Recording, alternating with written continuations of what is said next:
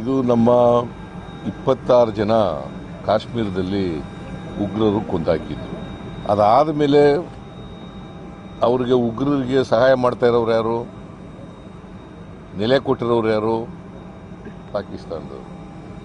ನನ್ನ ಪ್ರಕಾರ ಪಾಕಿಸ್ತಾನದವ್ರಿಗೆ ಇದು ಒಂದು ಅವಕಾಶ ಸಿಕ್ಕಿತ್ತು. ಈ ಅವಕಾಶನ ಉಪಯೋಗಿಸ್ಕೊಂಡು ಅವರಿಗೆ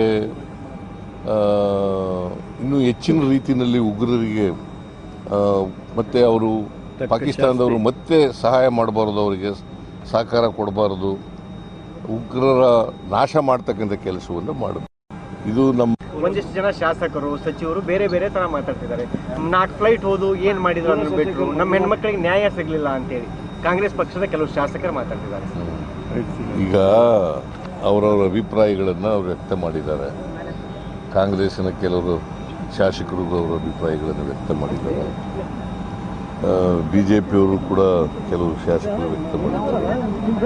ಆಮೇಲೆ ಆರ್ಮಿ ಆಫೀಸರ್ಸು ಕೂಡ ಅವರ ಅಭಿಪ್ರಾಯಗಳನ್ನು ವ್ಯಕ್ತ ಮಾಡಿದ್ದಾರೆ. ನರೇಂದ್ರ ಮೋದಿಯವರು, ಆಮೇಲೆ ಜೈಶಂಕರ್ ವಿದೇಶಾಂಗ ಸಚಿವರು, ಅವರು ಎಲ್ಲ ಕೂಡ ಅಭಿಪ್ರಾಯಗಳನ್ನು ವ್ಯಕ್ತ ಮಾಡಿದ್ದಾರೆ. ನಮಗೆ ಟ್ರಂಪ್ ಏನು ಹೇಳಿದ್ರು, ಡೊನಾಲ್ಡ್ ಟ್ರಂಪ್ ಅಮೇರಿಕಾದ ಪ್ರೆಸಿಡೆಂಟು, ಅವರು ಆಮೇಲೆ ನಿನ್ನೆ ಬೇರೆ ಥರ ಹೇಳಿದ್ದಾರೆ. ಮೊನ್ನೆ ಈಗ 3 ದಿನದಲ್ಲಿ 12ನೇ ತಾರೀಕು ಹೇಳಿದ್ದು ಬೇರೆ ಸ್ಟೇಟ್ಮೆಂಟು. ಯಾವ ಸ್ಟೇಟ್ಮೆಂಟ್ ನಂಬ್ಕೋಬೇಕು ಅನ್ನೋದೇ ಗೊತ್ತಾಗ್ತಾ ಇಲ್ಲ. ನನ್ನ ಪ್ರಕಾರ ನರೇಂದ್ರ ಮೋದಿಯವರು ಇವರು ಟ್ರಂಪ್ ಹೇಳಿರೋದು, ಮೊದಲು ಹೇಳಿದ್ದು ಕರೆಕ್ಟ್ ಆಗಿರೋ ಸ್ಟೇಟ್ಮೆಂಟು ಅಂತ ಅನಿಸುತ್ತೆ.